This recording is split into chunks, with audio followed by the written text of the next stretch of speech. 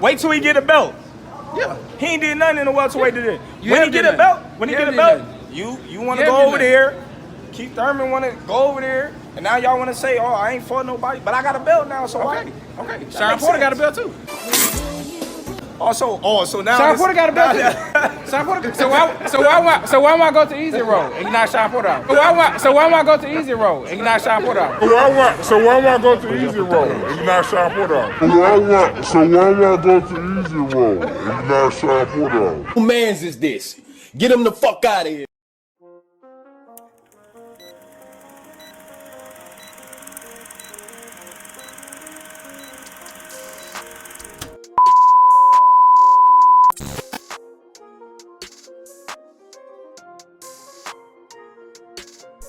Long time no see you too. What I do? It's your boy King David in this thing, and I'm back at y'all again with another video.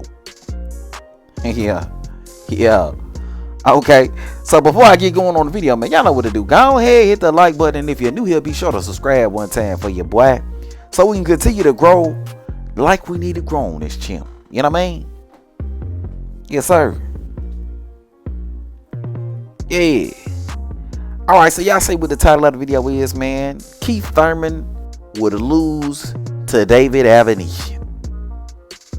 He would lose. He would lose to David Avanesyan. Okay, so let me start at the beginning, y'all. Let me start at the very beginning because this needs a little bit of backstory.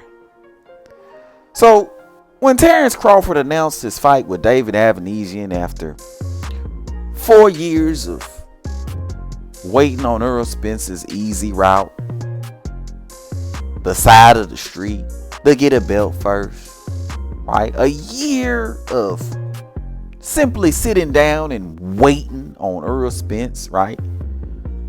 And 6 months of being lowballed by Earl Spence and Team Earl Spence, right? Terrence Crawford decides to fight David Avanesyan because he's offered this $10 million deal to fight Avanesyan on this new app, BLK Prime. And the first thing you Earl Spence fans do is say that Terrence Crawford is ducking Earl Spence, which is probably the dumbest thing I've ever heard in my life. Because, I mean, how do you duck a fight for next year by taking a fight this year? I mean, that in itself just completely and utterly debunks that argument all the way across the board, right? But after you guys get done saying that dumb shit, you come back and you start criticizing David Avanesyan as an opponent, right? David Avanesyan, David Avanesyan, David Anesthesia, David Amnesia, all of his goofy, goofball ass names that you dudes want to come up with for David Avanesyan. Pretty much trying to, like, you know, criticize him as a fighter as if he's not a top 10 welterweight in his respective division, as if he's not a guy who hasn't got 6 straight knockouts back to back, right? You guys want to criticize him as an opponent, right? Which, it is what it is. I mean, no matter what Terrence Crawford does, I mean, you dudes are always going to have a problem with it. None of you are ever going to be satisfied with what Terrence Crawford does. You know, you're always going to have some problem with it. But immediately after Terrence Bud Crawford announces this fight with David Avanesyan, we start to hear rumblings and we start to hear crumblings about Earl Spence Jr. fighting Keith Thurman, right? Which, to me, is very interesting considering Keith Thurman is the same guy that Earl Spence said out of his own mouth that he would never fight, right? Which, Keith Thurman is the same guy who's only fought one time in the last 3 years, and the one opponent he did fight was against a 140-pound guy, right? Which is the same Keith Thurman that's been complaining over the last 3 years about all these different injuries and all these different ailments that kept him out of the ring, but yet and still his first credible fight would be against an Earl Spence Jr., which is the same Keith Thurman that somehow, some way was elevated to the #1 spot in the WBC by beating a Mario Barrios, a guy who had never fought at that weight division and who was not even a world champion at the lower weight division at 140 pounds where the nigga came from, right? So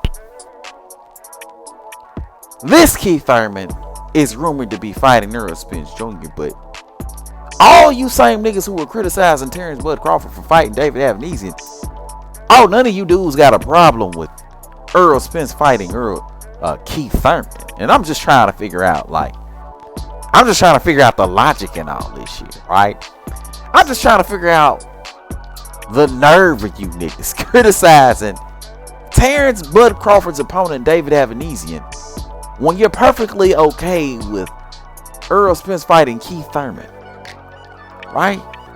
You're good with that fight happening, but you're not good with the Avanesyan fight, right? Even though David Avanesyan would beat Keith Thurman. These are facts, right? These are the facts of the matter. As it stands right now, David Avanesyan would beat Keith Thurman. Why? Very easy. Because David Avanesyan is the fresher fighter. He's the fresher fighter. He's the younger fighter. He's the more active fighter. David Avanesyan will beat Keith Thurman sheerly based on his activity over the last year and a half versus Keith Thurman's year. He would beat Keith Thurman sheerly based on his fight experience and nothing else, right? That alone in itself is enough to beat Keith Thurman. Keith Thurman's conditioning isn't even good enough to try to beat David Avanesyan in a 12-round unanimous decision or a 12-round fight, right? So, for all you weirdos out there criticizing Keith Thurman or Terrence Crawford for fighting Avanesyan, y'all should have double the vitriol for Errol Spence and fighting a Keith one time or once upon a time Thurman, a guy who ain't been in the ring but one time in the last 3 years. You know what I mean?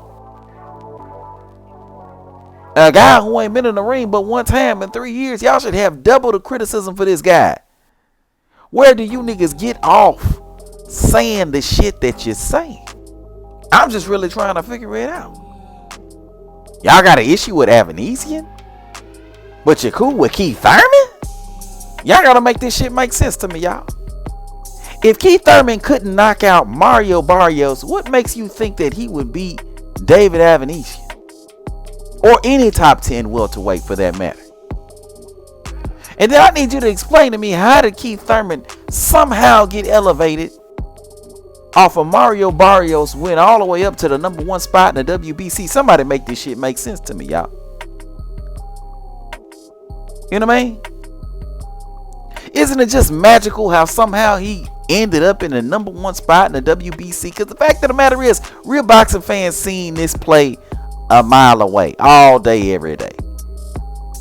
Real boxing fans seen this coming all day, every day. My guy AB said that this would be the next fight a year ago. You know what I mean? Nevertheless, I digress though, man. At the end of the day, David Avanesyan would beat Keith Thurman, bro. Those are just the facts. Bud is fighting a tougher opponent. If you got a problem with Bud fighting David Avanesyan, then you should have two problems with Errol Spence fighting Keith Thurman. Point blank, period, in the discussion. But let me know what y'all think, man. Hit it up in the comment section below. If you're new to the channel, be sure to subscribe. And everybody, and I do mean everybody, be sure to hit that goddamn like button on your way out. But until next time, man, I'ma holla at y'all. Peace.